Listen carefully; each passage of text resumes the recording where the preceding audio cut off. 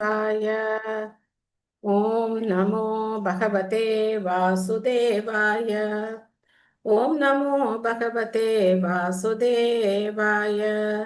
नारायणं नमस्कृत्य नरं चैव नरोत्तमं देवीं सरस्वतीं व्यासं ततो जयमुदीरयेत्। नष्टप्रायेषु भद्रेषु नित्यं भागवत सेवया भगवती उत्तमश्लोके भक्तिर्भवती नैष्ठुकी। निगमकल्पतरोर्गलितं फलं सुखमुखातमृतद्रवसंयुतं पिबत भागवतं रसमालयं मुहुरहो रसिका भुवि भावुकाः। ॐ अज्ञानतिमिरान्धस्य ज्ञानाञ्जनशलाकया चक्षुरुन्मिलितं येन तस्मै श्रीगुरवे नमः। श्रीचैतन्यमनोभीष्टं स्थापितं येन भूतले स्वयं रूप कदा मह्यं ददाति स्वपदान्तिकं। वन्देऽहं श्रीगुरो श्रीयुतपथकमलं श्रीगुरून् वैष्णवांश्च श्रीरूपं साग्रजातं सहगण रघुनाथान्वितं तं सजीवं साद्वैतं सावधूतं परिजनसहितं कृष्णचैतन्यदेवं श्रीराधा कृष्णपादान् सहगण ललिता श्रीविशाखान्वितांश्च। हे कृष्ण करुणा सिन्धो दीनबन्धो जगत्पते गोपेश गोपिका कान्त राधा कान्त नमोऽस्तु ते। तप्त काञ्चन गौराङ्गी राधे वृन्दावनेश्वरी वृषभानुसुते देवी प्रणमामि हरिप्रिये। वाञ्छाकल्पतरुभ्यश्च कृपा सिन्धुभ्य एव च पतितानां पावनेभ्यो वैष्णवेभ्यो नमो नमः। नमो ॐ विष्णुपादाय कृष्णप्रेष्ठाय भूतले श्रीमते भक्तिवेदान्त स्वामिन् इति नामिने। नमस्ते सारस्वते देवे गौरवाणी प्रचारिणे निर्विशेष शून्यवादी पाश्चात्य देशतारिणे। जय श्री कृष्ण चैतन्य प्रभु नित्यानंद श्री अद्वैत गदाधर श्रीवासादि गौर भक्तवृंद।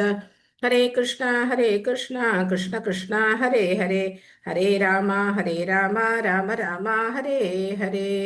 मूकं करोति वाचालं पङ्गुं लङ्कयते गिरिं यत्कृपातमहं वन्दे श्रीगुरुं दीनधारिणं परमानन्दं माधवं श्रीचैतन्यम् ईश्वरं। हरिः ओं तत्सत्। कथाञ्चन स्मृते यस्मिन् दुष्करं सुकरं भवेत् स्मरेति प्रीतं श्रीचैतन्यं नमामितं। हरे கிருஷ்ணா. நேற்று பார்த்ததுலேருந்து என்ன ஞாபகம் இருக்கு சொல்லலாமா? பாயிண்ட்ஸ். ஹரே கிருஷ்ணா. மாதாஜி எந்த பதம் மாதாஜி? மாதாஜி துவாரகாலதான் ஐஸ்வர்யம் சொன்னீங்க மாதாஜி நேத்திக்கு. ஓகே, வேற என்ன பாயிண்ட்? பதம் இன்னைக்கு பார்க்க வேண்டியது 11வது அத்தியாயத்துல 32வது பதம். நேத்திரம் நேத்திரம் அஸ்தவர்னு நம்ம கிருஷ்ணரை சொல்றோம். அதாவது அவர் கண்களுக்கு நித்திய உத்தமர். உத்தமர் கிடையாது, உற்சவம்னா ஒரு விழா இல்லையா?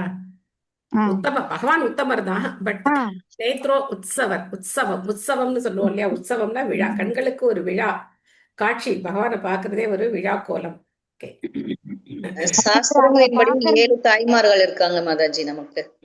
சாஸ்திரங்களின்படி 7 தாய்மார்கள். யார் யாரு?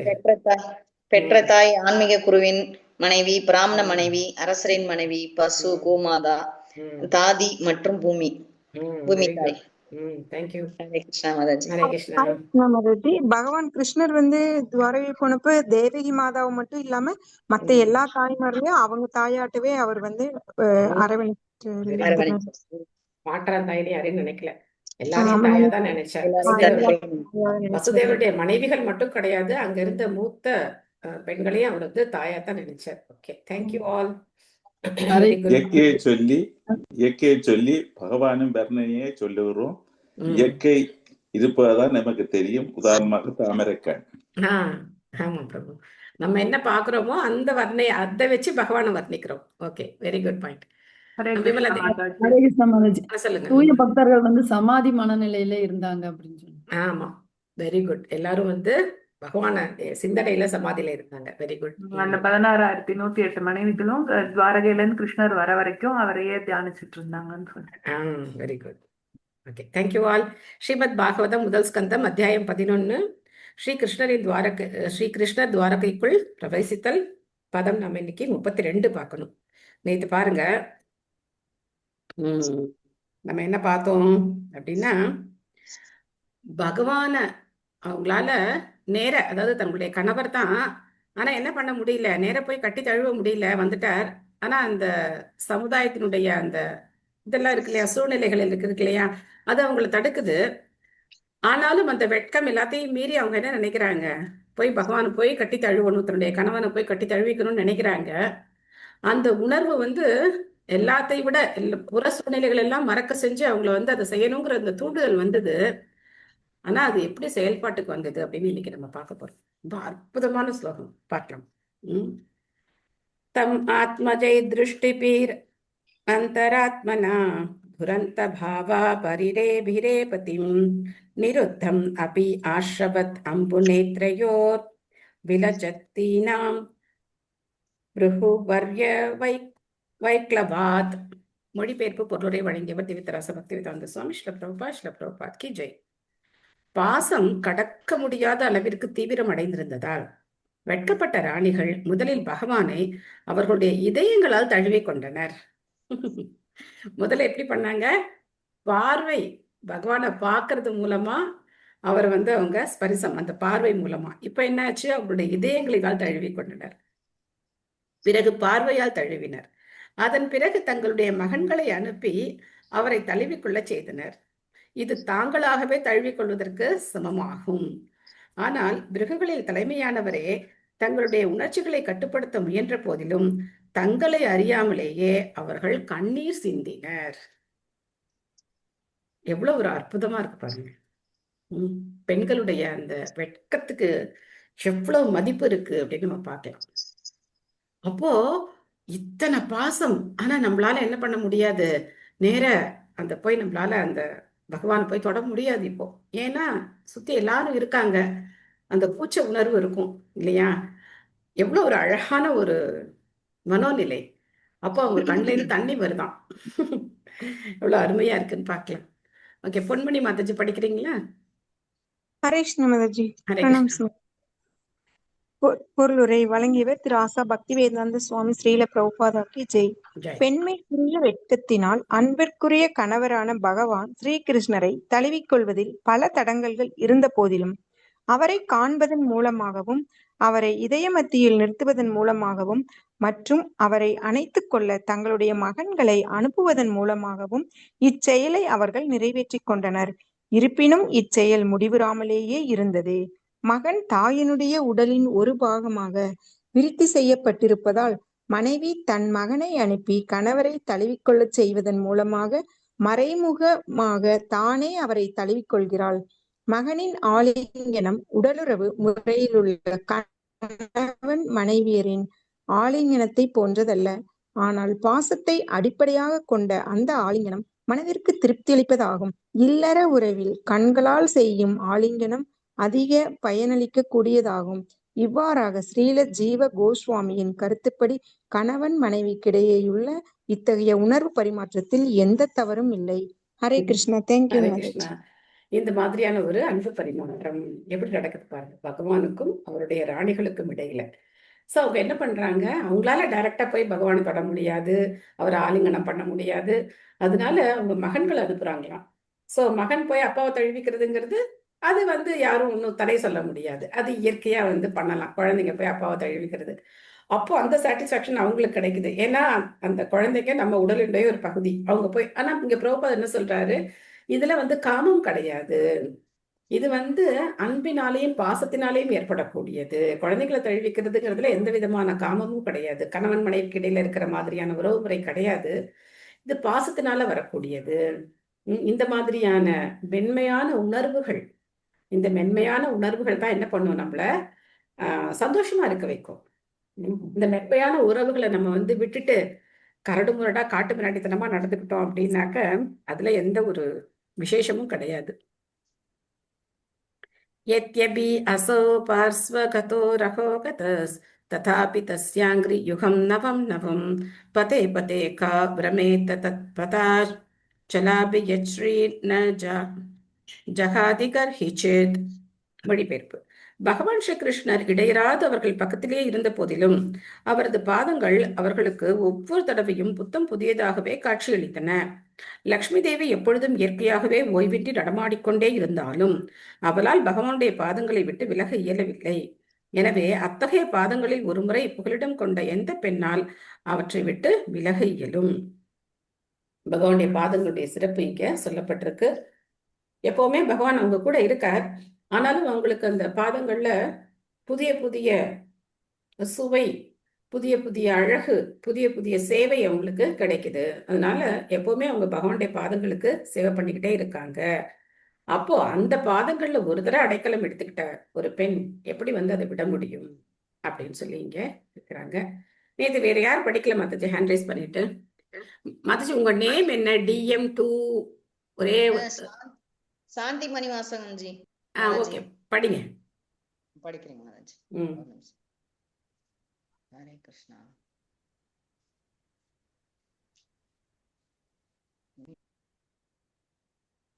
ஹரே கிருஷ்ணா மாதாஜி.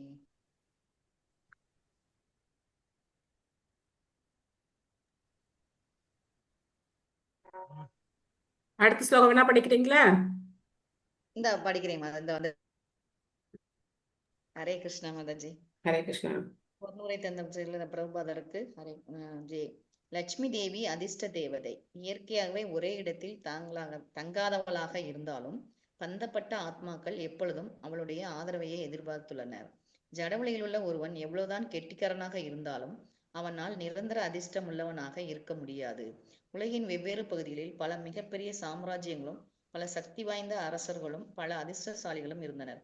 ஆனால் அவர்கள் அனைவரும் படிப்படியாக முடிவு கட்டப்பட்டது. இதுவே ஜட இயற்கையின் சட்டமாகும். ஆனால் ஆன்மீக விஷயத்தில் இதன் நிலையே வேறு. நூற்றுக்கணக்கான ஆயிரக்கணக்கான லட்சுமிகள் பகவானுக்கு எப்பொழுதும் தனிமையான ஓரிடத்தில் தொண்டு செய்கின்றனர் என்றாலும் பகவானுடனான அவர்களது சகவாசம் இடைவிடாமல் புது புது அனுபவங்களை ஏற்படுத்துகின்றனர். இதனால் இயற்கையாகவே அவர்கள் ஓய்வின்றி இங்கும் அங்குமாக நடமாடிக்கொண்டிருந்த போதிலும் ஒரு கணமும் அவர்களால் பகவானை விட்டு பிரிந்திருக்க முடியாது என்று பிரம்ம சங்கீதை கூறுகிறது. பகவானுடனான ஆன்மீக உறவு புத்துணர்வையும் பேரின்பத்தையும் அளிப்பதாகும் என்பதால் ஒருமுறை அவரிடம் புகலிடம் கொண்ட ஒருவராக அவரது சகவாசத்தை விட்டு விலக முடியாது. ஜீவராசிகள் இயற்கையாகவே பெண்மைக்குரிய தன்மையை கொண்டுள்ளன. ஆண்மகன் அல்லது அனுபவிப்பவர் பகவானே ஆவார். அவரிடமிருந்து விரிவடையும் சக்திகள் அனைத்தும் இயற்கையாகவே பெண்மைக்குரிய தன்மையை கொண்டவை ஆகும். பகவத்கீதையில் ஜீவராசிகள் பராக்கிருதி அல்லது உயர்ந்த சக்தி என்று அழைக்கப்படுகின்றன. பௌதிக மூலப்பொருள்கள் அபார பிரகிருதி அல்லது தாழ்ந்த சக்தி எனப்படுகின்றன. இத்தகைய சக்திகள் எப்பொழுதும் எஜமானரின் அல்லது அனுபவிப்பாளரின் திருப்திக்காகவே உபயோகப்படுத்தப்படுகின்றன. பகவத்கீதையின்படி 5.29 பரம அனுபவிப்பாளர் பகவானே ஆவார். எனவே இச்சக்திகளை நேரடியாக பகவானின் தொண்டில் ஈடுபடுத்தும் பொழுது அவை உண்மையான நிலையை மட்டும் ஈர்த்தல செய்கின்றன. இவ்வாறாக சக்திக்கும் சக்தியின் எஜமானருக்கும் உள்ள உறவில் எந்த வேறுபாடும் இல்லாமல் போய்விடுகிறது. சேவையில் ஈடுபடுத்தப்பட்டுள்ள மக்கள் பொதுவாக அரசாங்கத்தின் கீழ் அல்லது நாட்டின் உயர்ந்த அனுபவிப்பாளரின் கீழ் ஏதேனும் ஒரு பதவியை எதிர்பார்க்கின்றன. பிரபஞ்சத்தின் உள்ளும் புறமும் உள்ள அனைத்திற்கும் பரம அனுபவிப்பாளராக இருப்பவர் பகவானே என்பதால் அனைத்தும் அவரது மகிழ்ச்சிக்காகவே உள்ளன. பகவானின் உயர்ந்த அரசாங்க சேவையில் ஒருமுறை ஈடுபடுத்தப்பட்ட ஜீவராசி அதிலிருந்து விடுபட விரும்புவது இல்லை. பகவானுடைய உன்னத அன்பு தொண்டின் கீழ் ஏதேனும் உத்தியோகத்தை தேடுவதே மனித வாழ்வின் மிக உயர்ந்த பூர்ணத்துவமாகும். இது ஒருவரை மிகவும் மகிழ்ச்சிப்படுத்துவதும் பகவானை கைவிட்டு சஞ்சலமுள்ள லக்ஷ்மியை மட்டும் தேட ஒருவன் முயற்சிக்க கூடாது. ஹரே கிருஷ்ணா மாதாஜி. நன்றி. ஹரே கிருஷ்ணா. தேங்க்யூ மாதாஜி. லக்ஷ்மி தேவிக்கு இன்னொரு பேர் என்னன்னா சஞ்சலா. லக்ஷ்மி தேவியோட இன்னொரு பேரு சஞ்சலா. ஒரு இடத்துல எப்பவுமே இருக்க மாட்டாங்க. ஒரு இடத்துல இருந்து இன்னொரு இடத்துக்கு எப்பவுமே மாறி மாறி போய்கிட்டே இருப்பாங்க. ஆனா அப்பேற்பட்ட லக்ஷ்மி தேவி கூட எப்பவுமே பகவானுடைய பாதங்களுக்கு சேவை பண்ணணும் அப்படிங்கிறதுலாம் ரொம்ப மும்மரமா இருக்காங்க. ஒரு லக்ஷ்மி கிடையாது, லக்ஷ்மி சகஸ்ரசத சம்பிரம சேவியமானம் அப்படின்னு பார்த்தோம். லட்சக்கணக்கான லக்ஷ்மிகள் பகவானுக்கு சேவை பண்றாங்க அப்படின்னு சொல்லி நம்ம பிரம்ம சம்ஹிதையில தெரிஞ்சுக்கிறோம். அப்புறம் இங்க முக்கியமான ஒரு விஷயம் பிரபுபாதர் என்ன சொல்றாருன்னா, பகவான் தான் புருஷர். புருஷர் அப்படின்னா அனுபவிப்பவர் அப்படின்னு அர்த்தம். இந்த உலகத்துல கூட பார்த்தோம் அப்படின்னாக்க ஸ்திரீ அதுக்கப்புறம் புருஷன் சொல்லப்படுது. ஸ்திரீனா பெண்கள், புருஷன்னா ஆண். ஏன் அவங்கள புருஷன் நம்மள ஸ்திரீ அப்படின்னு சொல்றாங்க அப்படின்னா, ஸ்திரீ அப்படின்னா விஸ்தீரணம் அடையக்கூடியவள், விரிவடையக்கூடியவள்னு அர்த்தம். ஒரு ஆண் தனியா இருந்தான் அப்படின்னாக்க எந்த ஒரு பிரச்சனையும் கிடையாது, அவங்க பாட்டுக்கு இருக்கலாம். ஆனா ஒரு பெண் ஆணும் சேரும் போது என்ன ஆகுது, ஒரு குடும்பம் உருவாகுது, குழந்தை, அதுக்கப்புறம் அவங்க இருக்கிறதுக்கு ஒரு வீடு, அதுக்கப்புறம் சமைச்சு சாப்பிட்றதுக்கு சாமான், அப்புறம் போயிட்டு வரணும் அப்படின்னா ஒரு காரு. இந்த மாதிரி கொஞ்சம் கொஞ்சமா என்ன ஆகும், அப்படி விஸ்தீரணம் ஆயிட்டே இருக்கும். ஒரு பெண் அப்படின்னா இந்த விஸ்தரிக்கக்கூடிய தன்மை உடையவள் ஸ்திரீ. அதனால அவளுக்கு பேரு ஸ்திரீ. புருஷன் அப்படின்னா அனுபவிப்பாளன் அப்படின்னு அர்த்தம். பகவான் மட்டும்தான் அனுபவிப்பாளர். மற்ற எல்லாருமே ஸ்திரீகள் தான். அது ஆண் உடல்ல இருந்தாலும் சரி, பெண் உடல்ல இருந்தாலும் சரி. சோ அதனால ஒரு முறை பகவானுடைய பாதங்களுக்கு சேவை செஞ்ச யாராலையும் என்ன பண்ண முடியாது, அந்த சேவையை விட்டு விலக முடியாது அப்படின்னு நம்ம பாக்குறோம். சோ பிரபுபாத் என்ன சொல்றாரு அப்படின்னா, பகவான் தான் அனுபவிப்பாளர். 5:29 என்ன ஸ்லோகம்? பகவத்கீதை. भोक्तारं यज्ञतपसां सर्वलोकमहेश्वरम्.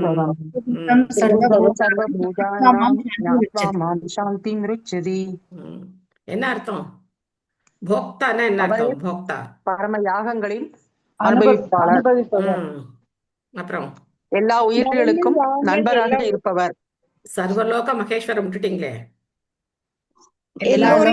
மகேஸ்வரனாக எல்லாரையும் கட்டுப்படுத்தக்கூடியவர், எல்லா லோகங்களையும் கட்டுப்படுத்தக்கூடியவர். சுகிருதம் சர்வபூதானாம். சுகிருத் அப்படின்னா எல்லாருடைய நலம் விரும்பியா இருக்கக்கூடியவர் பகவான் தான். இந்த 3 விஷயம் தெரிஞ்சுக்கணும். என்ன தெரிஞ்சுக்கணும்? பகவான் தான் அனுபவிப்பாளர், பகவான் தான் கட்டுப்படுத்துறவர், பகவான் தான் எல்லாருடைய நலம் விரும்பி. நான் கிடையாது, நம்ம கிடையாது. ஆனா நம்ம என்ன நினைக்கிறோம், நான் தான் அனுபவிப்பாளர், நான் தான் எல்லாரையும் கட்டுப்படுத்தக்கூடியவன், நான் தான் எல்லாருடைய நலம் விரும்பி அப்படின்னு நினைக்கிறோம். ஆனா இதெல்லாம் பகவான் தெரிஞ்சுக்கிட்டா நமக்கு ஒரு பலன் கிடைக்குது. என்ன பலன் கிடைக்கும்? என்ன பலன் கிடைக்கும்? நிச்சயமாக அடைவோம். என்ன கிடைக்கும் நமக்கு பலன்? இந்த ஸ்லோகத்திலே சொல்றார் பகவான். என்ன பலன் நமக்கு?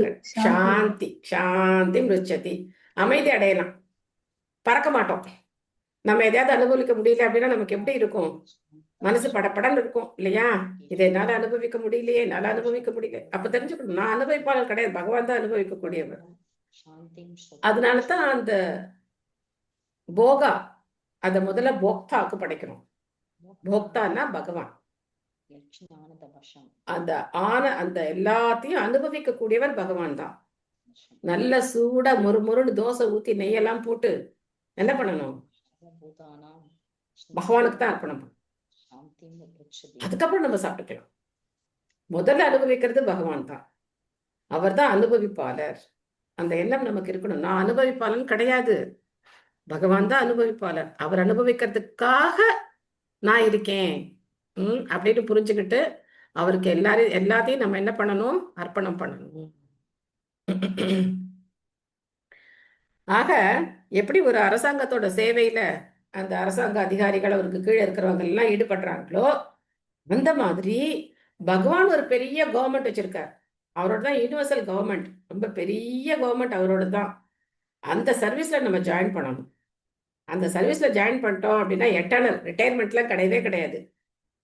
நம்ம எதை பத்தியும் கவலைப்பட வேண்டியது கிடையாது. நம்மளோட மெயின்டெனன்ஸ் பத்திலாம் நம்ம கவலைப்பட வேண்டியது கிடையாது. மாசம் எவ்வளவு கொடுப்பாங்க, எனக்கு இவ்வளவு செலவு இருக்கே, அதை பத்திலாம் கவலைப்பட வேண்டியது கிடையாது. ஏன்னா பகவானோட இருந்தா அப்படின்னா என்ன கிடைக்கும்? அவர் என்னென்ன அனுபவிக்கிறாரோ எல்லாம் கிடைக்கும். அவர் என்ன கொடுக்குறாரோ அதை வச்சு நம்ம சந்தோஷமா இருந்துக்க வேண்டியதான். ஸோ அதனால்தான் பிரபுபாதர் இப்படி சொன்னார். பகவான் ஒரு பெரிய கம்பெனி வச்சிருக்காரு, மல்டிநேஷனல் கம்பெனி வச்சிருக்காரு. இந்த கம்பெனில ஜாயின் பண்ணிக்கோங்க அப்படின்னு நிறைய பேர் வந்துட்டாங்க. எல்லாம் பிரம்மச்சாரிஸா இருக்கிறதுக்கான காரணம் என்ன? இதுதான். நிறைய பிரம்மச்சாரிஸ் இருக்கிறதுக்கு காரணம் இதுதான். ஏன்னா பகவானுடைய சேவை அப்படிங்கிறது அவ்வளவு இனிமையானது. ஏவம் நிருபானாம் ஷிதி பாரஜன்மனாம் அசோஹினீபிஹி பரிவிருத்த தேஜசாம் விதாய வைரம் ஸ்வசனோ யதானலம் மிதோ வதேன பரதோ நிராயுதக. பூமிக்கு பாரமாக இருந்த அந்த அரசர்களை கொன்ற பின் பகவான் சமாதானம் அடைந்தார். தங்களுடைய குதிரைப்படை, யானைப்படை, ரதப்படை மற்றும் காலாட்படை போன்ற படைகளின் பலத்தினால் அவர்கள் திமிர் பிடித்தவர்களாக மாறியிருந்தனர். பகவான் எந்த கட்சிக்காகவும் போரிடவில்லை. ஆனால் சக்தி வாய்ந்த அரசர்களுக்கிடையில் போரை மட்டுமே அவர் தூண்டிவிட்டார். தங்களுக்கிடையில் அவர் போர் செய்து கொண்டனர். அவர் மூங்கில்களுக்கிடையில் உராய்வை ஏற்படுத்தி தீப்பொறியை விளைவிக்கும் காற்றை போல் நடந்து கொண்டார். சோ அடுத்தது பகவானுடைய அந்த செயல் விவரிக்கப்படுது. விமலா தேவி மதிச்சு படிக்கிறீங்களா? ஹரே கிருஷ்ணா. ஹரே கிருஷ்ணன். ஸ்ரீல பிரபுபாதாக்கு ஜெய். மேலே குறிப்பிட்டது போல் பகவானின் சிருஷ்டிக்காக தோன்றியுள்ள பொருட்களின் உண்மையான அனுபவிப்பாளர்கள் ஜீவராசிகள் அல்ல. சிருஷ்டியில் உள்ள அனைத்தும் உண்மையான உரிமையாளர் ஆகும். அனுபவிப்பாளரும் பகவானே ஆவார். துரதிர்ஷ்டவசமாக மாயா சக்தியினால் வசியப்படுத்தப்படும் ஜீவராசி இயற்கை குணங்களின் தூண்டுதலால் பொய்யான அனுபவிப்பாளனாக மாறிவிடுகின்றான். தானே கடவுள் என்ற பொய்யான எண்ணத்தால் திமிர் பிடித்தவனாக மற்றும் மாயைக்கு உட்பட்ட ஜீவராசி பல்வேறு செயல்களால் தனது பௌதிக சக்தியை பெருக்கிக் கொள்கிறான். இவ்வாறாக நியாயமானவர்கள் பூமியில் வாழ முடியாத அளவிற்கு பூமியின் சுமையை அவன் ஏற்றிவிடுகிறான். இந்நிலை தர்மஸ்ய கிளானி அல்லது மனித சக்தியின் துஷ்பிரயோகம் என்று அழைக்கப்படுகிறது. இத்தகைய துஷ்பிரயோகம் மேலோங்கும் பொழுது பூமிக்கு பாரமாக உள்ள கெட்ட நிர்வாகிகளால் உண்டாக்கப்படும் கடினமான சூழ்நிலையால் நியாயமுள்ள ஜீவராசிகள் கலக்கமடைகின்றனர். இதனால் நியாயமுள்ள ஜீவராசிகளை காக்கவும் உலகின் வெவ்வேறு பகுதிகளில் உள்ள நிர்வாகிகளால் உண்டாக்கப்படும் சுமையை குறைப்பதற்காகவும் பகவான் தமது அந்தரங்க சக்தியின் வாயிலாக பூமியில் தோன்றுகிறார். மேலும் காற்று மூங்கில்களுக்கிடையில் உராய்வை ஏற்படுத்தி காட்டுத்தீயை உண்டாக்குவதை போலவே மறைந்துள்ள தமது சக்தியால் அவர் தேவையற்ற நிர்வாகிகளுக்கு இடையில் போரை உண்டாக்குகிறார். காட்டுத்தீ காற்றின் வலிமையால் தானாகவே நிகழ்கிறது. அதே போலவே கண்ணுக்கு புலப்படாத பகவானின் ஏற்பாட்டினால் வெவ்வேறு அரசியல் பிரிவினர்களுக்கிடையில் விரோதம் மூழ்கிறது. இவ்வாறாக பொய்யான சக்தியாலும் படைபலத்தாலும் திமிர் பிடித்தலையும் தேவையற்ற நிர்வாகிகள் கருத்து வேறுபாடுகளால் தங்களுக்கிடையில் போரிட்டு அவர்களுடைய எல்லா சக்திகளையும் அழித்துக் கொள்கின்றனர். பகவானின் இவ்விருப்பத்தை உலக சரித்திரம் நிரூபிக்கிறது. எல்லா ஜீவராசிகளும் பகவானின் தொண்டில் பற்று கொள்ளும் வரை இந்நிலை நீடிக்கும். பகவத்கீதையில் 7.14 இவ்வுண்மை மிகவும் தெளிவாக விளக்கப்படுகிறது. மாயா சக்தியானது என்னுடைய சக்தியாகும். எனவே சாதாரண ஜீவராசிகளால் பௌதிக குணங்களின் வலிமையை மீறுவது சாத்தியமல்ல. ஆனால் என்னிடம் பரமபுருஷரான ஸ்ரீ கிருஷ்ணர் சரணடைபவர்களால் ஜடசக்தி என்னும் பெருங்கடலை கடந்துவிட முடியும். அதாவது பலநோக்கு கர்மங்களாலோ கற்பனையான தத்துவங்களாலோ அல்லது சொந்த கருத்துக்களாலோ ஒருவனால் உலகில் அமைதியையும் செழுமையையும் உண்டாக்க முடியாது என்பதே இதன் பொருளாகும். பரமபுருஷனிடம் சரணடைந்து மாய சக்தியின் வசியத்தில் இருந்து விடுபடுவதுதான் ஒரே வழியாகும். துரதிர்ஷ்டவசமாக அழிவு வேளையில் ஈடுபட்டுள்ளவர்களால் பரமபுருஷரிடம் சரணடைய இயலவில்லை. அவர்கள் அனைவரும் முதல் தரமான முட்டாள்கள் ஆவார். அவர்கள் மனிதர்களுக்கிடையே கடைப்பட்டவர்கள் ஆவர். அவர்கள் கல்லூரி பட்டதாரிகளைப் போல் காணப்பட்டாலும் அவர்களுடைய அறிவு அபகரிக்கப்பட்டு விட்டது. அவர்கள் அனைவரும் பகவானின் பரமசக்தியை எதிர்க்கும் அசுர மனம் படைத்தவர்கள் ஆவர். பௌதிக சக்தியையும் வலிமையையும் விரும்பும் தீவிரமான பௌதிகவாதிகள் முதல் தரமான முட்டாள்கள் ஆவர்.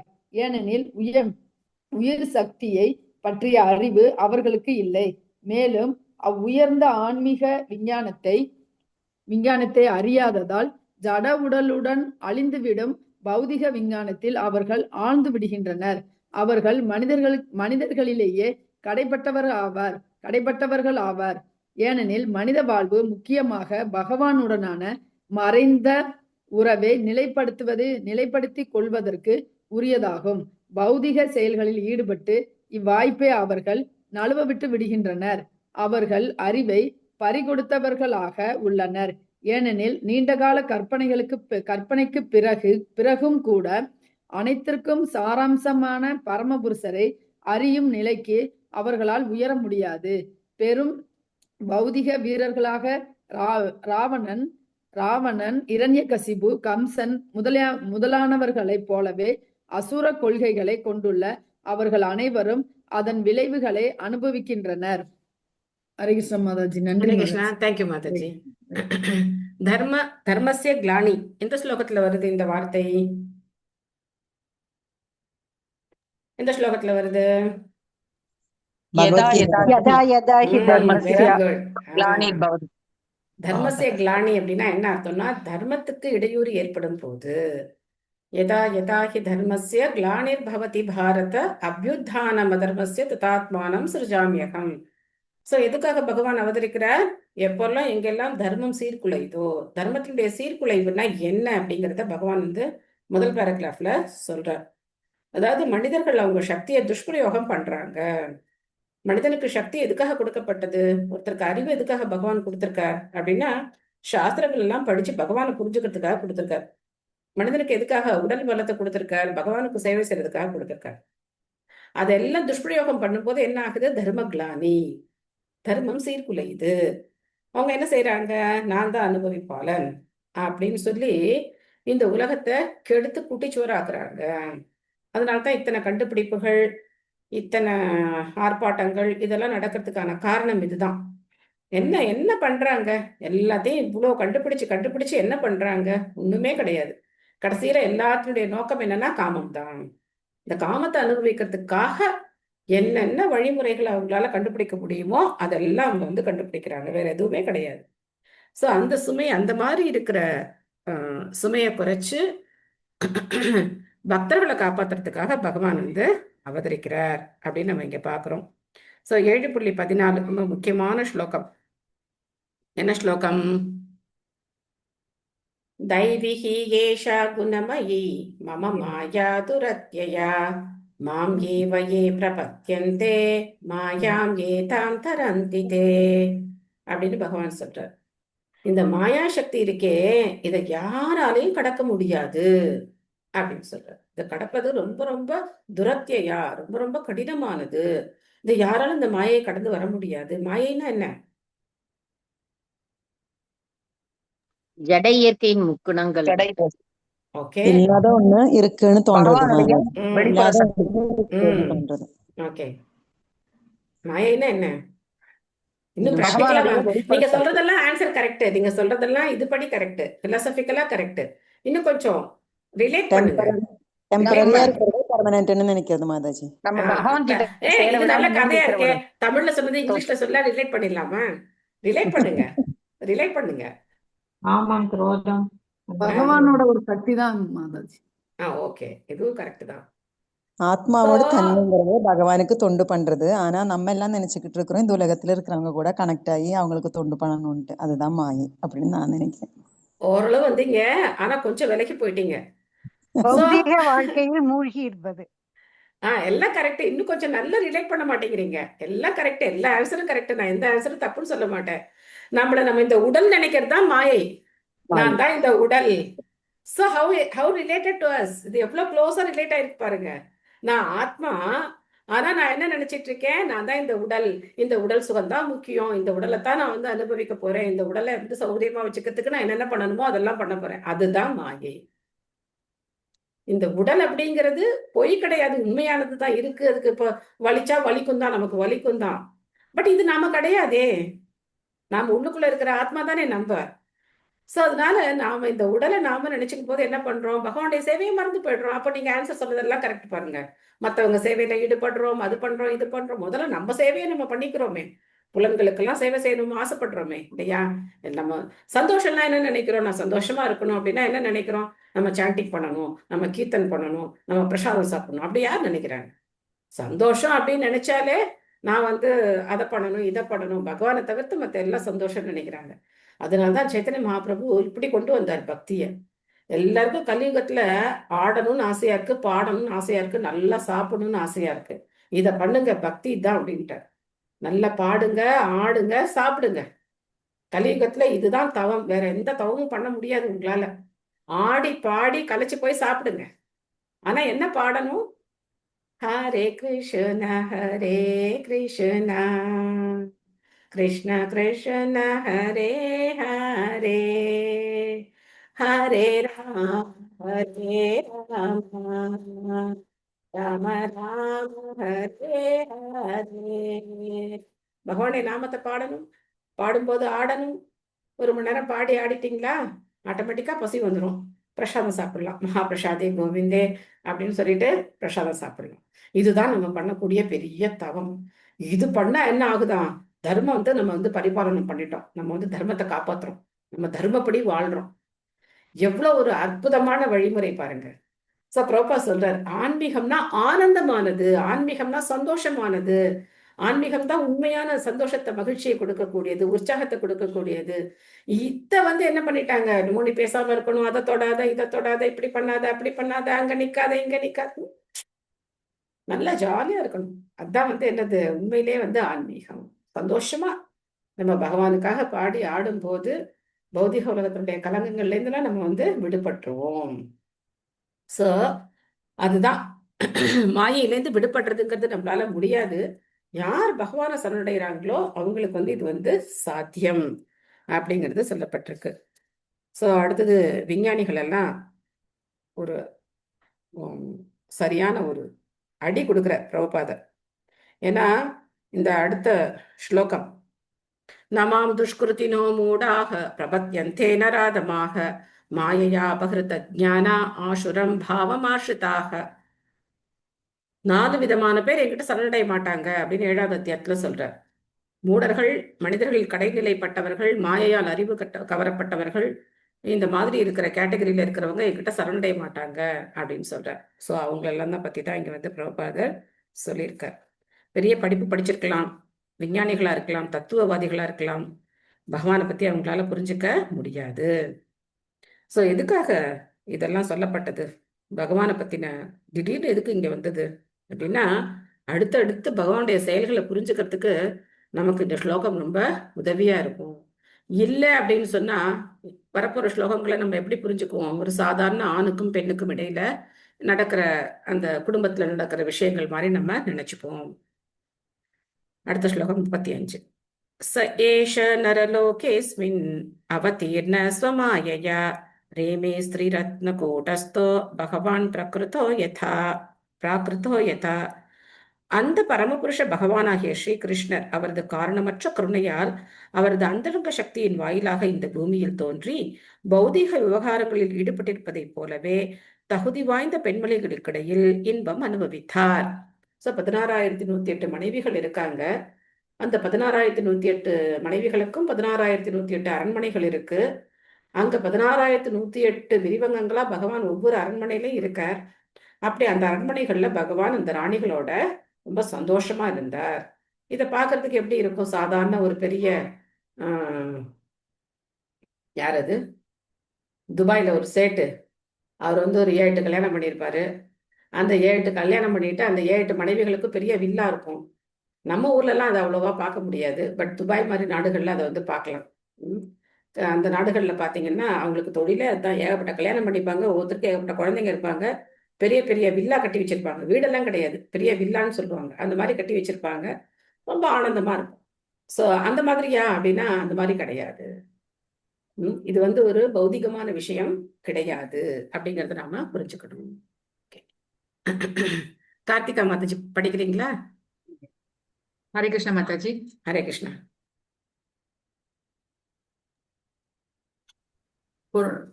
ஸ்ரீல பிரபுபாதிக்கு ஜெய். பொருளுரை. பகவான் திருமணம் செய்து கொண்டு ஒரு இல்லறவாசியை போல் வாழ்ந்தார். இது நிச்சயமாக பௌதீக விவகாரத்தை போன்றதுதான். ஆனால் 16,108 மனைவிகளை மணந்து ஒவ்வொரு அரண்மனையிலும் தனித்தனியாக அவர்களுடன் அவர் வாழ்ந்தது நிச்சயமாக பௌதிக செயல் அல்ல. எனவே தகுதி பெற்ற அவரது மனைவிகளுடன் ஓர் இல்லறவாசியை போல் பகவான் வாழ்ந்தது நிச்சயமாக பௌதீகமானது அல்ல. மேலும் அவர்களுடனான அவரது நடவடிக்கைகளை பௌதீக உடலுறவு வாழ்வென்று ஒருபோதும் தப்பாக புரிந்து கொள்ளக்கூடாது. பல கோடிக்கணக்கான பிறவிகளின் தவ பயனால் மட்டுமே பகவானை ஒருவரால் கணவராக அடைய முடியும். எனவே அவரது மனைவிகள் ஒருபோதும் ஒருபோதும் சாதாரண பெண்கள் அல்ல.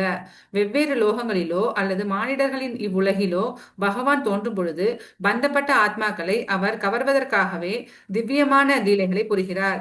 இவ்வாறு கவரப்படும் ஆத்மாக்கள் பகவானுடன் தொண்டனாகவோ நண்பனாகவோ பெற்றோராகவோ அல்லது காதலியாகவோ உறவு கொண்டு அவ்வுறவுக்கு ஏற்றவாறு ஆன்மீக உலகில் அவருடன் அன்பு பரிமாற்றம் கொள்கின்றனர். பௌதிக தொண்டு நெறி தவறியதும் இடையிலேயே முறிந்து விடுவதும் துக்கத்தில் முடிவுறுவதுமாகும். ஜட இயற்கையால் பந்தப்படுத்தப்பட்டு மாயையில் சிக்கிக் கொண்டுள்ள ஜீவராசிகளால் அறியாமையின் காரணத்தால் நம்முடைய பௌதீக உறவுகள் அனைத்தும் நிலையற்றவையும் துன்பம் நிறைந்தவையும் ஆகும் என்பதை புரிந்து கொள்ள முடியவில்லை. இத்தகைய உறவுகள் நித்திய ஆனந்தத்தை பெற நமக்கு உதவாது. ஆனால் இதே உறவுகளை பகவானுடன் நாம் ஏற்படுத்திக் கொள்வோமேயானால் இவ்வுடலை விட்டதும் நாம் ஆன்மீக உலகிற்கு மாற்றப்பட்டு நாம் விரும்பிய உறவு முறையுடன் அவருடன் நித்திய உறவு கொண்டவர்களாக ஆகலாம். ஆகவே எந்த பெண்மணிகளுடன் அவர் கணவராக வாழ்ந்தாரோ அவர்கள் ஜட உலக பெண்கள் அல்ல, மாறாக உன்னத மனைவிகளாக அவருடன் நித்தியமான உறவை கொண்டிருப்பவர்கள் ஆவார். பக்தி தொண்டின் பூரணத்துவத்தால் இந்நிலையை அவர்கள் அடைந்தனர். இதுவே அவர்களுக்குள்ள தகுதியாகும்.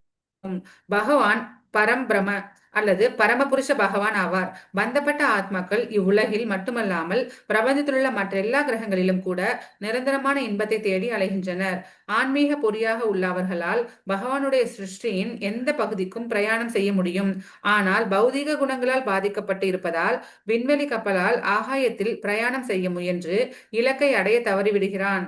புவி ஈர்ப்பு சக்தி அவனை விலங்கிடப்பட்ட ஒரு கைதியை போல பாதிக்கிறது. மற்ற முறைகளை கொண்டு அவனால் எங்கு வேண்டுமானாலும் செல்ல முடியும். ஒருவேளை மிக உயர்ந்த கிரகத்தையே அவன் அடைந்தாலும் ஒவ்வொரு பிறவியிலும் அவன் தேடி அலையும் நிரந்தரமான ஆனந்தத்தை அவனால் அடைய முடியாது. ஆயினும் அவன் சுய உணர்வுக்கு வரும்பொழுது அவன் தேடி அலையும் எல்லையற்ற ஆனந்தத்தை ஜட உலகில் அடையவே முடியாது என்பதை உறுதியாக அறிந்து பிரம்மத்தின் ஆனந்தத்தை தேடுகிறான். ஆனால் பரமபுருஷராகிய பரபிரம்மனோ அவரது ஆனந்தத்தை ஒருபோதும் ஜட உலகில் தேடுவதே இல்லை. மேலும் அவருக்கு ஆனந்தத்தை அளிக்கும் பொருட்களை ஜட உலகில் காணவும் முடியாது. அவர் உருவம் இல்லாதவர் அல்ல. எண்ணற்ற ஜீவன்களுக்கு இடையில் அவர் தலைவராகவும் பரம ஜீவனாகவும் இருப்பதால் அவர் அருவமானவராக இருக்க முடியாது. நம்மை போன்றவரே ஆன அவர் ஒரு தனிப்பட்ட ஜீவராசியின் எல்லா மனோபாவங்களையும் முழுமையாக பெற்றுள்ளார். நம்மை போலவே அவரும் திருமணம் செய்து கொள்கிறார். ஆனால் அவரது திருமணம் பௌதிகமானதோ அல்லது நம்முடையதை போல் எல்லைக்கு உட்பட்டதோ அல்ல. அவரது மனைவிகள் பௌதிக பெண்களைப் போலவே காணப்படுகின்றனர். ஆனால் அவர்கள் அனைவரும் அந்தரங்க சக்தியின் பூரணமான தோற்றங்களும் திவ்யமான முக்தியை பெற்ற ஆத்மாக்களும் ஆவர். நன்றி மாதாஜி. ஹரே கிருஷ்ணா மாதாஜி. ஹரே கிருஷ்ணா. தேங்க்யூ மாதாஜி. சோ நான் சொன்னேன் இந்த மாதிரி கூட மக்கள் உலகத்துல வாழ்றாங்க அப்படின்னு. ஆனா அவங்க 10 திருமணம் பண்ணிக்கிட்டா கூட 10 வீடு இருந்தா கூட 10 உருவமா பிரிஞ்சு அவங்களால என்ன பண்ண முடியாது? ஒரே நேரத்துல 10 வீட்லயும் இருக்க முடியாது. ஒரு நேரத்துல ஒரு வீட்டுல தான் இருக்க முடியும். ஆனா பகவான் 16,108 விரிவங்கமா பிரிஞ்சு எல்லா அரண்மனைகள்லயும் பகவான் வந்து அவருடைய மனைவிகளோட இருக்கார். சோ நாமளே பகவானுடைய அம்சம்தான். மமைவாம்சோ ஜீவலோகே ஜீவபூத சனாதன 15வது அத்தியாயத்துல சொல்றார் பகவான். நாமளே பகவானுடைய அம்சம்தான். ஆனா நாம அதை மறந்து போயிட்டோம். ஆனா அந்த ராணிகள் பகவானுடைய அம்சம் அவங்க அதை மறக்கல. அவங்க பிறவியா பகவானுக்கு சேவை செஞ்சதுனால அவங்களுக்கு பகவானுடைய அந்த மனைவிகளாக ஆகக்கூடிய அந்த பாக்கியம் அவங்களுக்கு கிடைச்சிருக்கு. நித்தியமா இருக்கக்கூடியவங்க அவங்க வந்து வைகுண்டத்துல கோலோக பிருந்தாவனத்துல பகவானோட நித்தியமாக இருக்கக்கூடிய முக்தி பெற்ற ஆத்மாக்கள். அதனால இதை வந்து ஒரு சாதாரண ஒரு கணவன் மனைவி உறவு மாதிரி நம்ம இதை எடுத்துக்க கூடாது. சோ அவங்க ஜட உலகத்தை சேர்ந்த பெண்கள் கிடையாது அப்படிங்கிறத இங்க சொல்றார். அதுக்கப்புறம் ஒரு சூப்பரான அனாலஜி பண்ணி பிரபுபாத் நமக்கு இதை புரிய வைக்கிறார். நாம என்ன பண்ணிட்டு இருக்கோம் அப்படின்னாக்க, எங்க ஆனந்தம் இல்லையோ அங்க தேடி அலைஞ்சுக்கிட்டு இருக்கோம். அங்க ஆனந்த தேடி நம்ம வந்து அலைஞ்சுக்கிட்டே இருக்கோம். இந்த ஜட உலகத்துல பிரபா சொல்ற ஒவ்வொரு பிரம்மாண்டத்திலயும் ஏகப்பட்ட ஜீவராசிகள் வந்து எங்க எனக்கு சந்தோஷம் கிடைக்கும் தேடி அலைகிறாங்க. கடைசியில போய் அருவ பிரம்மத்தோட போய் கலக்கக்கூடிய ஆனந்தம் தான் உயர்ந்தது அப்படின்னு அவங்க நினைக்கிறாங்க. ஆனா பகவானுக்கு இந்த ஜட உலகத்துல கிடைக்க வேண்டிய ஆனந்தம் எதுவும் கிடையாது. அவருக்கு இங்க வந்து இந்த பெண்கள் எல்லாம் அனுபவிக்கணும் அப்படிங்கிற மாதிரியான அந்த மாதிரியான ஒரு தாழ்ந்த சுவை அவருக்கு தேவை கிடையாது. ஏன்னா அவரை பத்தி நம்ம ஏற்கனவே பார்த்தோம். அவர் ஆத்மராமா ஆத்தகாமா அப்படின்னு பார்த்தோம். சோ அப்பேற்பட்ட பகவான் எதுக்காக இந்த மாதிரி நடத்துக்கிறார், எதுக்காக இந்த லீலைகள் எல்லாம் பகவான் எதுக்காக செய்யறார் அப்படின்னா நமக்கு ஆனந்தத்தை கொடுக்கறதுக்காக செய்யறார். இதை கேட்கும் போது, பகவானுடைய லீலைகளை கேட்கும் போது ஒருத்தர் வந்து பகவானுடைய லீலைகளால கவரப்படுகிறார்கள். வேற என்ன ஹீரோயிக், எவ்வளவு ஹீரோயிக் ஆக்டிவிட்டிஸ் பகவான் பண்ணி காமிக்கிறார். நேச்சுரலா நிஜமா அவர் பண்ணி காமிக்கிறார், டூப்பெல்லாம் போடல. இப்ப நம்ம ஒரு படத்துல பாக்குறோம், ஒருத்தன் வந்து மலையிலேருந்து குதிக்கிற மாதிரி காமிக்கிறான் அப்படின்னா அவன் ஸ்டூல்ல இருந்து குதிச்சிருப்பான். ஆனா அதுக்கு டூப் போட்டு அவனுக்கு நிறைய, இப்பெல்லாம் வந்து அது கூட வேண்டாம், ஸ்டூல் கூட வேண்டாம், இப்பதான் ஏஐ டெக்னாலஜி எல்லாம் வந்துருச்சுல்ல, அது எப்படியோ குதிக்க வச்சுப்பாங்க. எனக்கு அது டெக்னாலஜி எல்லாம் தெரியாது, பட் ஏதோ பண்ணி குதிக்க வச்சுப்பாங்க. ஆனா பகவான் நிஜமாவே குதிக்கிறார், பகவான் நிஜமாவே குதிக்கிறார், நிஜமாவே எல்லா காரியம், அவருக்கு டூப் எல்லாம் தேவையில்லை, நிஜமாவே பண்றார். Is a supreme hero. So அந்த ஹீரோக்கு நம்மள என்ன பண்ணணும், ரசிகர்கள் ஆயிடணும். ரசிகராகி ஒரு ரசிகர் மன்றம் ஓபன் பண்ணிடணும். என்ன ரசிகர் மன்றம்? அதுதான் அகில உலக கிருஷ்ண பக்தி இயக்கம் அப்படிங்கிற ரசிகர் மன்றம். இவங்கெல்லாம் யாருடைய ரசிகர்கள்? பகவான் ஸ்ரீ கிருஷ்ணருடைய ரசிகர்கள். இவங்களுக்கு வேற வேலை கிடையாது, பகவானை பத்தி பேசிட்டு இருக்கிறது, பகவானை பாடிட்டு இருக்கிறது, பகவானுக்கு சேவை செஞ்சிட்டு இருக்கிறது. இன்னைக்கு பாத்தீங்கன்னா ஏகாதசி, எல்லாரும் கிளம்பிட்டாங்க பஞ்சகோஷ பரிக்கிரமா. காலம்பர 5:30 மணிக்கெல்லாம் எல்லாம் கிளம்பிட்டாங்க பஞ்சகோஷ பரிக்கிரமா, மாயப்புரை சுத்தி பரிக்கிரமா வர்றாங்க. இங்கேருந்து ஜகாய் மதாய் காட்லாம் போயிட்டு, அதுக்கப்புறம் இன்னும் கொஞ்சம் தூரம்லாம் போயிட்டு, அதுக்கு நிறைய பிளேசஸ் இருக்கு, எல்லாம் போயிட்டு ராஜாப்பூர் போய் ராஜாப்பூர் ஜெகநாதரை பார்த்துட்டு மத்தியானம் ஏகாதசி பிரசாதம் சாப்பிட்டுட்டு சாயந்தரம் போல திரும்பி வருவாங்க. ஸோ பஞ்சகோஷ பரிக்கிரமா கிளம்பிட்டாங்க. வழியெல்லாம் என்ன பண்ணிட்டே இருப்பாங்கன்னு நினைக்கிறீங்க? போற வழியெல்லாம் ஹரே கிருஷ்ண கிருஷ்ண கிருஷ்ண ஹரே ஹரே, ஹரே ராம ராம ராம ஹரே ஹரே சொல்லிக்கிட்டே போயிட்டே இருப்பாங்க. நல்ல கீர்த்தனம், செமையா பிரசாதம். நடந்து போகணும், பரிக்கிரமானா நடந்து போகணும். நடந்து போயிட்டு பிரசாதம் சாப்பிட்டுட்டு அங்கங்க காட்டுல மேட்டுல கல்லுல முள்ளுல உட்காந்து பகவானோட கதையெல்லாம் கேட்டுட்டு என்ஜாயிங் லைஃப், ஜாலியா என்ஜாய் பண்ணாங்க. மகாபிரபு எங்க போனார், என்ன பண்ணார், இதுதான் ரசிகர் மன்றம். என்ன பண்ணிட்டு இருப்பாங்க ரசிகர் மன்றத்துல? அந்த அந்த ஹீரோ பத்தி பேசிட்டு இருப்பாங்க இல்லையா, அவர் இந்த படத்துல எப்படி நடிச்சார், இப்படி கை தூக்குனார், இப்படி கை பண்ணார், இப்படி பண்ணார். இந்த மாதிரி நாங்க கிருஷ்ணரை பத்தி பேசுறோம். கிருஷ்ணர் என்னென்ன பண்ணார், எப்படி பண்ணார், இப்படி கோவர்தனகிரியை தூக்குனார் அப்படின்னு நாங்க வந்து கிருஷ்ணரை பேசிட்டு இருக்கோம்.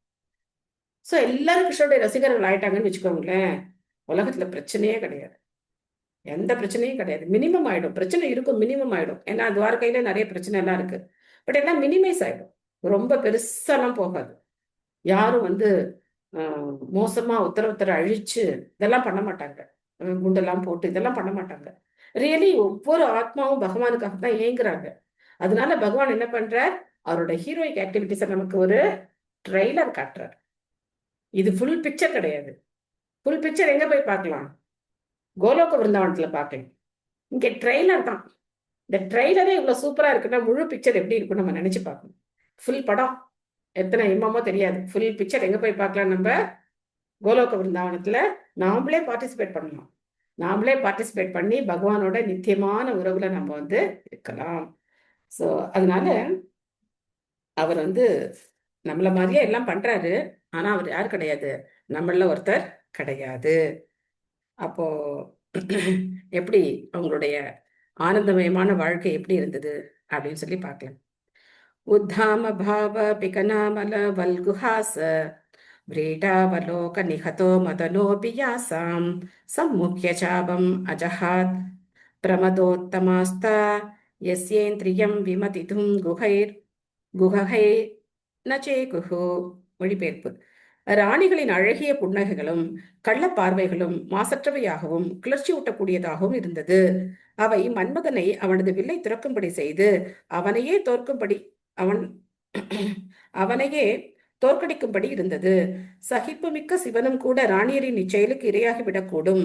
என்றாலும் அவர்களது ஜால வித்தையாலும் கவர்ச்சியாலும் பகவானை கிளர்ச்சியூட்ட முடியவில்லை.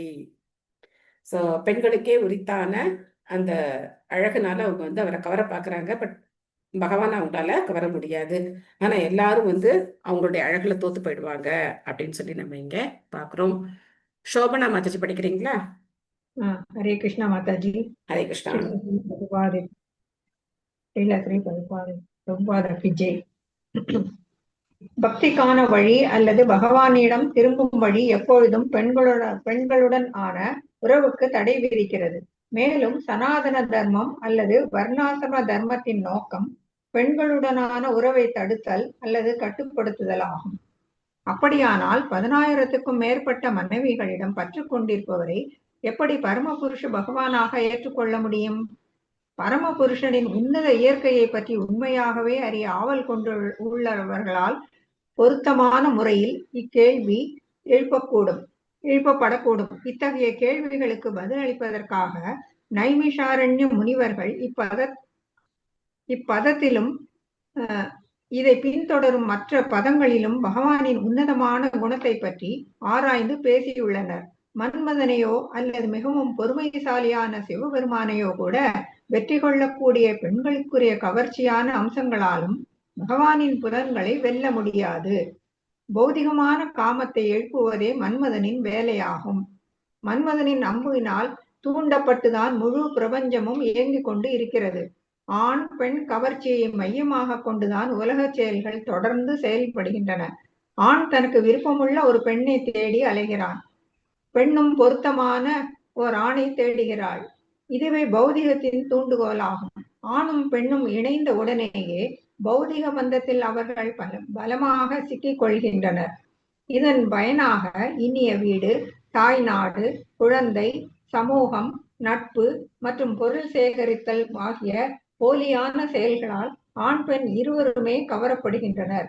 இவ்வாறாக துன்பம் நிறைந்ததும் நிலையற்றதுமான பௌதிக வாழ்வில் கவர்ச்சி ஏற்படுகிறது. இக்கவர்ச்சி பொய்யானது என்றாலும் சதிப்பற்றதாகும். எனவே முக்கியமான பகவானை நோக்கி செல்லும் முக்தி வழியில் உள்ளவர்கள் அத்தகைய பௌதிக கவர்ச்சிகளிலிருந்து விடுபட வேண்டும் என்று சாஸ்திரங்களால் அறிவுறுத்தப்படுகின்றனர். மகாத்மாக்கள் எனப்படும் பகவத் பக்தர்களின் சகவாசத்தால் மட்டுமே அது சாத்தியமாகும். மன்மதன் ஜீவராசிகளின் மீது அம்பை எறிந்து அவர்களை எதிர் இடத்திடம் பைத்தியம் பிடித்தவர்களாக அலையச் செய்கிறான். நாகரீகம் அடைந்துள்ள மனிதனின் கணக்குப்படி அவலட்சணமானவை என்று கருதப்படும் மிருக சமூகத்திற்கு இடையிலேயும் கூட மனிதனின் தாக்குதல் நிகழ்ந்து கொண்டுதான் இருக்கிறது. இவ்வாறாக மன்மதனின் ஆதிக்கம் மிகவும் அவலட்சணமான உருவங்களுக்கு இடையிலும் பிரயோகிக்கப்படுகிறது. பரிபூர்ணமான அழகிகளை பற்றி சொல்ல தேவையில்லை. மிகவும் பொறுமை உள்ளவராக கருதப்படும் சிவபெருமானும் கூட மன்மதனின் அம்புக்கு பலியாகி பகவானின் மோகினி அவதாரத்தின் பின்னே வெறி பிடித்தவரை போல் ஓடினார். பிறகு தோல்வி அடைந்ததாக ஒப்புக்கொண்டார். ஆயினும் லட்சுமிகளின் அழகில் மன்மதனே மயங்கி போய் ஏமாற்றத்துடன் தனது அம்பையும் வில்லையும் கீழே போட்டுவிட்டான். பகவான் ஸ்ரீ கிருஷ்ணருடைய ராணிகளின் அழகும் கவர்ச்சியும் அத்தகையவையாகும். இருப்பினும் அவர்களால் பகவானுடைய உன்னதமான புலன்களை அலைக்கழிக்க முடியவில்லை. பகவான் ஆத்மாராம அல்லது சுய திருப்தி உடையவர் என்பதே இதற்கு காரணமாகும். அவரது திருப்திக்காக மற்றொருவரின் உதவியை நாட வேண்டிய அவசியம் அவருக்கு இல்லை. எனவே ராணிகளால் தங்களது பெருமைக்குரிய கவர்ச்சிகளினால் பகவானை திருப்திப்படுத்த இயலவில்லை. ஆனால் கபடமற்ற பாசத்தாலும் தொண்டாலும் பகவானை அவர்கள் திருப்திப்படுத்தினர். கலப்படமற்ற உன்னத அன்பு தொண்டினால் மட்டுமே அவர்களால் பகவானை திருப்திப்படுத்த முடிந்தது. இதனால் திருப்தியடைந்த பகவான் அவர்களை மனைவிகளாக பாவித்து அவர்களுடன் அன்பை பரிமாறிக்கொண்டார். இவ்வாறாக அவர்களுடைய கலப்படமற்ற தொண்டினால் திருப்தி அடைந்ததால் மட்டுமே பகவானும் ஒரு சிரத்தையுள்ள கணவரை போல் அவர்களுடன் அன்பு பரிமாற்றம் கொண்டார். இல்லையெனில் அத்தனை மனைவிகளுக்கும் கணவராக இருக்க வேண்டிய அவசியம் அவருக்கு இல்லை. அவர்தான் அனைவருக்கும் கணவராவார். அவரை கணவராக ஏற்றுக்கொள்பவர்களிடம் அவரும் அதற்கேற்ப நடந்து கொள்கிறார். இத்தூய அன்பை பௌதிக காமத்துடன் ஒருபோதும் ஒப்பிடக்கூடாது. இது முற்றிலும் ஆன்மீகமானதாகும். இயற்கையான பெண்மைக்குரிய வழியில் ராணிகள் வெளிப்படுத்திய மனம் ஆழ்ந்த அன்பு பரிமாற்றங்களும் கூட ஆன்மீகமானவையே. ஏனெனில் அவர்களுடைய உணர்ச்சிகள் உன்னதமான பரவச நிலையில் வெளிப்படுத்தப்பட்டவையாகும். பகவான் ஒரு பௌதிகமான கணவரை போல் தோன்றினார் என்று முந்தைய பதத்தில் ஏற்கனவே விளக்கப்பட்டது. ஆனால் அவரது மனைவிகளுடனான அவரது அன்பு உறவு ஆன்மீகமானதும் தூயதும் ஜட இயற்கை குணங்களால் பாதிக்கப்படாததும் ஆகும். ஜெய் ஸ்ரீ கிருஷ்ணா. ஹரே கிருஷ்ணா. தேங்க்யூ மாதாஜி. சோ இந்த உலகத்தினுடைய இயக்கம் அப்படிங்கிறது ஆண் பெண் கவர்ச்சினாலதான் நடக்குது. இல்லைன்னா ஒரு ஆண் பொருள் சம்பாதிக்கணும் அப்படிங்கிற விருப்பம் அவனுக்கு எதுக்காக வரணும்? அவன் எதுக்காக சம்பாதிக்கணும்? ஒரு பெண்ணை கவர்றதுக்காக ஒரு ஆண் என்ன பண்றான்? சம்பாதிக்கிறான். அதுக்கப்புறம் அந்த பெண் ஆண் இணையும் போது அவங்களுக்கு பலவிதமான பொருட்கள் தேவைப்படுது, அதை நம்ம பார்த்தோம். ஆனா இது ரொம்ப தற்காலிகமானது. ஒண்ணு மரணம் அப்படிங்கிற அந்த கோரமான பிடியில சிக்கி ஒருத்தருக்கு ஒருத்தர் பிரிய வேண்டி இருக்கும். அன்பானவர்களை பிரிக்கக்கூடியது மரணம். இந்த உலகத்துல யாரும் நிரந்தரமா என்ன பண்ண முடியாது, இருக்க முடியாது. எப்பேற்பட்ட பாசமுள்ள கணவன் மனைவியா இருந்தாலும் சரி, இல்ல வேற மற்ற உறவுகள், தாய் தந்தை மகன், என்ன உறவா இருந்தாலும் சரி, அந்த உறவு வந்து ஒரு டெம்பரரி பீரியட் தான். ஒன்றும் மரணத்தினால பிரிக்கப்படுவாங்க நிரந்தரமா, இல்லைன்னா காலத்தினால பிரிக்கப்படுவாங்க. காலம் இப்ப பார்த்தோம் அப்படின்னா சம்பாதிக்கிறதுக்காகவே எங்க போறாங்க, வெளிநாட்டுக்கு போறாங்க. தாய் தந்தையரை பிரிஞ்சு குழந்தைங்க வெளிநாட்டுல போய் இருக்காங்க. இல்லைன்னா கணவனும் மனைவியும் பிரிஞ்சு வாழ்றாங்க. என்ன காரணம்னா சம்பாதிக்கிறதுக்காக, பொருள் ஈட்டுறதுக்காக பிரிஞ்சு வாழ்றாங்க. இல்லைன்னா இருக்கவே இருக்கு, நமக்கு தான் ரொம்ப ஈஸியா இருக்கே, எடுத்த உடனே டைவர்ஸ் பண்ணிடலாம். இந்த பக்கம் கல்யாணம் பண்ணிட்டு 2 மாசத்துல டைவர்ஸ் பண்ணிட்டு இன்னொருத்தனை கல்யாணம் பண்ணிக்கலாம், திரும்ப டைவர்ஸ் பண்ணிட்டு இன்னொரு கல்யாணம் பண்ணிக்கலாம். இப்பதான் நமக்கு நிறைய ஃபெசிலிட்டி வந்துருச்சு, அந்த மாதிரி ஃபெசிலிட்டி வேற இப்ப பண்ணி வச்சுட்டாங்க. ஸோ ரொம்ப என்ன மாதிரி வாழ்க்கை, ஒரு விலங்கு மாதிரி வாழ்க்கை வாழ்றாங்க. பட் பகவானுடைய பக்தர்களுக்கும் பகவானுக்கும் இருக்கிற உறவு அந்த மாதிரி கிடையாது. அது எப்பவுமே நித்தியமாக இருக்கக்கூடிய உறவு. பிரபா சொல்ற இந்த மன்மதனுடைய செயல் அப்படிங்கிறது ஒரு அவலட்சணமா இருக்கக்கூடிய மிருகங்கள் அப்படின்னு சொன்னா, நம்ம இப்போ இந்த முதல்ல பன்னி இதெல்லாம் பார்த்தா சில பேருக்கு ஒரு மாதிரி இருக்கும். அந்த மிருகங்களுக்கு இடையில கூட என்ன இருக்கு, ஆண் பெண் கவர்ச்சிங்கிறது இருக்கு. ஆண் பெண் கவர்ச்சிங்கிறது எதனால வருது, மன்மதனுடைய அந்த பானங்களால வரக்கூடியதுதான் ஆண் பெண் கவர்ச்சி. அவருடைய ஒவ்வொரு பானத்துக்கும் ஒவ்வொரு பேர்லாம் இருக்கு. அது பாக்குறது, அதுக்கப்புறம் மனசுல அதை பத்தி நினைக்கிறது, இந்த மாதிரி நிறைய அதோட டிஸ்கிரிப்ஷன்ஸ் எல்லாம் இருக்கு. அதெல்லாம் பிரம்மச்சாரிகளுக்கு சொல்லிக் கொடுக்கும்போது அதெல்லாம் ரொம்ப டீட்டெயிலா சொல்லிக் கொடுப்பாங்க. ஸோ ஒரு பெண்ணால கவரப்படக்கூடாது அப்படிங்கிறதுக்காக. ஸோ அந்த மாதிரி அது எப்படி பகவானை எப்படி அந்த மாதிரி மன்மதனால எப்படி என்ன பண்ண முடியும்? பகவானுக்கு ஒரு பேர் என்னன்னா மதன் மோகன்னு பேரு, மதன மோகன். ஏன்னா மன்மதனையே என்ன பண்ணக்கூடியவர், அவர் வந்து தோத்து ஓடி போக வைக்கக்கூடியவர் மதன மோகன் அவர். ஆனா பகவானையே கவரக்கூடிய ஒருத்தவங்க இருக்காங்க, பகவானையே ஆக்கர்ஷிக்கக்கூடியவங்க ஒருத்தவங்க இருக்காங்க.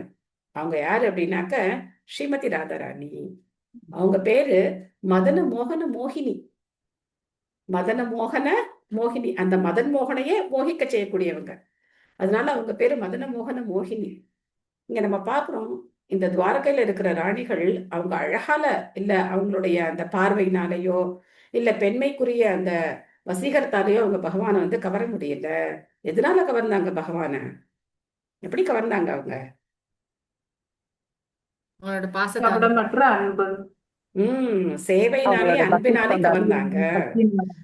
சேவை, பகவானுக்கு செஞ்ச சேவையினால அவங்களும் பகவானும் என்ன பண்ணார், தமா பிரபத்தியந்தே ஏற்கனவே சொல்லியிருக்கார். என்கிட்ட யார் எப்படி அணுகிறாங்களோ அதுக்கேற்ற மாதிரி நான் நடந்துக்குவேன் அப்படின்னு சொல்லியிருக்கார். ஸோ யசோதை எப்படி கிருஷ்ணரை கட்டி போட்டாங்க, அன்புனால கட்டி போட்டாங்க. அதே மாதிரி இந்த ராணிகளும் கபடமற்ற பாசத்தாலும் தொண்டாலும் அவர்கள் பகவானை திருப்திப்படுத்தினர். அப்ப பகவான் என்ன பண்றார், ஒரு கணவன் மாதிரி அவங்களோட அன்பு பரிமாற்றம் செய்றார். அதனால இந்த அன்பை வந்து நம்ம பௌதிகமான ஒரு விஷயமா நினைக்க கூடாது. ஓகே, இதோட இங்க நிறுத்திக்கலாம். உங்களுக்கு ஏதாவது கேள்விகள் கருத்துக்கள் ஏதாவது இருக்கா? ஓகே, யார் பாசுரம் பாடுறோம்னு நினைக்கிறீங்க? மார்கழி மாசம் பாசுரம் பாடுறோம்னு சொல்லியிருந்தீங்க, யார் பாடலாம்னு நினைக்கிறீங்களா? பாடுங்க. மாதாஜி, எஸ், பாடுங்க மாதாஜி. பேட்டி பாடுறாள் மாதாஜி. ஓகே,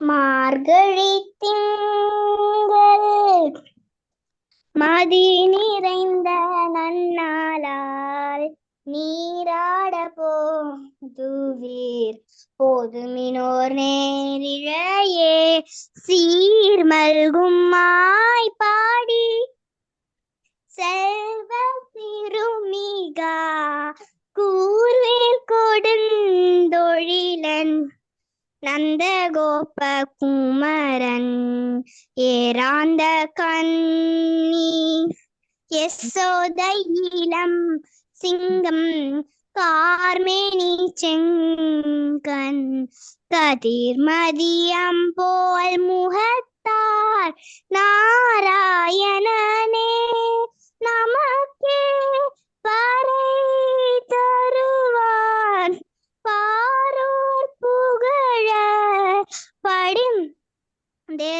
எம்பாவாய் மார்கழி திங்கள். ஹரி ஹரி ஹரி போ. மாதாஜி என்னோட பொண்ணு பாடுறேன்னு சொன்னா மாதாஜி. உங்க பேர் என்னம்மா? உங்க பேர் என்ன? சாந்தனா. சாந்தனா. என்ன கிளாஸ் படிக்கிறீங்க நீங்க? Second standard. Second standard. எந்த ஸ்கூல்ல படிக்கிறீங்க? எந்த ஊர்ல இருக்கீங்க நீங்க? திருப்பூரூர். Very good. ரொம்ப அழகா பாடி. Okay okay. ரொம்ப நல்லா பாடினீங்கம்மா. ப்ரொனன்சியேஷன் தமிழ் எல்லாமே ரொம்ப அழகா இருக்கு. ரொம்ப அழகா ரொம்ப நல்லா பாடினீங்க. ஏன்னா இந்த காலத்துல குழந்தைங்களுக்கு இங்கிலீஷும் தெரியாது, தமிழும் தெரியாது. அந்த மாதிரி ஒரு படிப்பு படிச்சுட்டு இருக்கோம். ஸோ ரொம்ப அழகா அருமையா பாடினீங்க. எல்லா பாசனமும் கத்துக்கோங்க பாட்டிக்கிட்ட, சரியா? மாதாஜி என்னோட பொண்ணும் பாடுறேன், நான் முதல் பாசுரம் மட்டும். ஓகே. பட் ஒரு நாள் ஒரு பாசனம் மட்டும் வச்சுக்கிட்டா நல்லா இருக்கும். ஏன்னா எல்லாருக்கும் டைமும் இருக்கு. ஓகே, இன்னைக்கு பாடுங்க, பரவாயில்ல.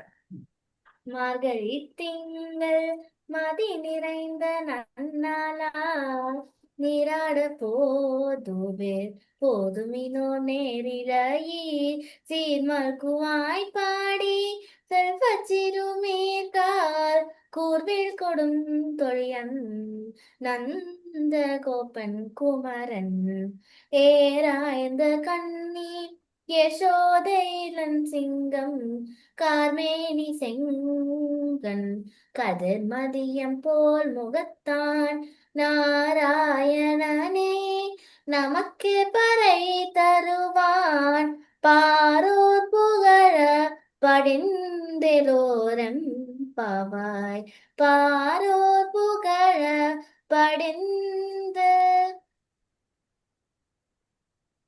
தேங்க்யூ. ஹரே கிருஷ்ணா. உங்க பேர் என்ன? ஐஸ்வர்யா.